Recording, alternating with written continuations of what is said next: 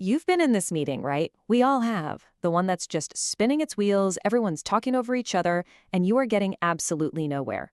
And you notice that one person, you know the one, who's barely said a single word the entire time. And then, boom, it happens. Right near the end, they finally speak up. Just one comment, and it's like a switch flips. The whole room just resets. All of a sudden, the decision gets made, the tension just dissolves, and the path forward is totally clear. It feels like some kind of magic, but trust me, it's not. It is pure strategy. So, what is their secret? How is it that saying less somehow gives them more influence? Well, that's exactly what we're going to break down today. We're going to look at the psychology behind this quiet power. Okay, first things first, we have got to bust a huge myth. We tend to think that being quiet means you're insecure or weak, but that is just not the whole story. For the most effective people out there, being quiet is an active choice. It's a tool they use on purpose. And it's really important to know the difference between these terms that get jumbled up all the time. Being quiet, that's just talking less, usually because you're busy observing. Introverted, that's about how you recharge your batteries, alone or with a small group. Shy is a fear of being judged, and social anxiety is when that fear becomes really overwhelming. The key here is that a quiet person can be incredibly confident and direct. They just choose their moments very, very carefully. All right, let's get to the good stuff. We're about to dive into the 6 psychology-backed reasons why this kind of strategic silence is so powerful. Think of these as the quiet superpowers that can completely change the game in any conversation. Yep, there are 6 of them. Let's break them all down. Superpower number 1. Most of us, when we're listening, our main goal is just to figure out what we're going to say next, right? We're just waiting for a pause so we can jump in. Well, quietly powerful people do the exact opposite. They listen to actually understand, which means they are gathering way more information than anyone else. And this is where you see the payoff, big time. Imagine a client says they need something fast, but legal will have to review it. The person waiting to talk only hears fast and makes a promise they can't keep. The quiet listener, though, they heard that crucial detail, legal will review, and they ask about the timeline. The takeaway is simple. Information equals influence. Catching the details that others miss makes you absolutely invaluable.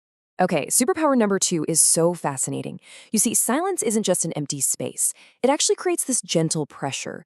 When you don't immediately rush in to fill a pause, you make the other person keep talking, and they often end up revealing what they really think or what they really want. Here's how it works. Let's say your manager asks for a project by Friday. Instead of just saying yes right away, you say, "Let me check the scope and I'll confirm." And then you just stop talking. You go silent. Their reaction to that pause tells you everything you need to know. Did they start helping you reprioritize, or do they get defensive? Either way, you get much better data to work with. This next one is all about defense. Look, power isn't just about what you do, it's also about what you don't give away. By pausing and observing, quiet people get really good at emotional regulation. They can feel an emotion without letting it hijack their response. Just think about a tense family dinner. Somebody makes one of those little passive-aggressive comments designed to get a rise out of you. If you snap back, guess what? They've won. They now control the mood. But a calm, quiet response like, "I'm here now, what did you need?" completely neutralizes the attack. You're refusing to hand them the keys to your emotional state. And here we have the scarcity effect. It's so simple, but so powerful. Things that are rare are seen as more valuable. It's just human nature. When someone is talking constantly, we start to tune them out. But when a person who is usually quiet decides to speak, everybody leans in because they know it's got to be important. So picture that chaotic team meeting again. Everyone's arguing about new features. Then the quiet person drops one sentence. "The real issue is our current support load." And just like that, the entire conversation pivots. They're now solving the actual problem. One focused, powerful statement beats 10 minutes of noise every single time. Because they spend less energy talking and more time just observing, quiet people start to see the whole system at play. They don't just hear the words being said, they see who interrupts who. They notice who gets quiet when money comes up. They see the hidden power dynamics that everyone else is missing. And this works in our personal lives too. Maybe you notice a friend who is super warm and engaging when you're one-on-one, but then kind of dismissive when you're in a group. A talkative person might try to ignore that, but a quiet observer logs that pattern.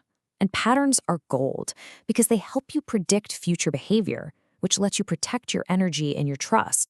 And finally, superpower number 6. Quiet power often shows up as a calm, firm no. It doesn't need a 5-minute long defensive explanation. It doesn't need an angry tone. A lot of people over-explain their boundaries because they're secretly looking for approval, but all that does is invite people to argue with you. Here's a powerful little script you can use. I can't do that, but I can do X. It's simple, it's respectful, and it's not up for negotiation. Someone asks you to take on a huge new task. I can't take that on right now, but I can give you my notes tomorrow morning. See, the key isn't how loud you are, it's how consistent you are. That's how people learn your boundaries are for real. Okay, so we've covered the why. Now let's get into the how. This is not some personality trait you're either born with or you're not. No, this is a skill, and you can absolutely build it. Here is a super simple playbook you can start using today. It's just a 4-step process. First, before you say anything, just pause for 2 seconds. That's it. This little pause is like a circuit breaker. It stops you from just reacting and lets you choose your response. Second, ask one good question. This shows you're actually listening and it helps you get cleaner information. Third, and this one is crucial, reflect back what you heard. Something like, so it sounds like the main hurdle here is the budget. This makes the other person feel genuinely heard. It's a game changer. And finally, once they've confirmed you got it right, you share your view. Concisely, 1 or 2 clear sentences. Then you stop talking. Let the point land. You will be amazed at how this one little sequence changes everything. Now, this is a really important caveat. Strategic silence is an incredible tool, but it's not the right tool for every single job. Sometimes being quiet is the worst thing you can do. Sometimes you absolutely must speak up. And these situations are non-negotiable. We're talking about safety issues, harassment, or any kind of threat. When you see someone being bullied, when expectations about your job or about money are fuzzy and unclear, and when someone keeps breaking their promises to you. In these moments, waiting is not strategic. The cost is just too high. You have to speak up clearly and immediately. So, when you boil it all down, what's the big idea? Quiet power isn't about being invisible. It's about choosing to engage with purpose.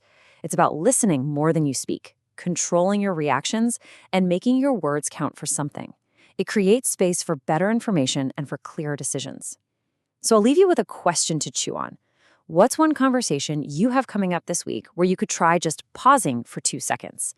What might you learn by choosing silence?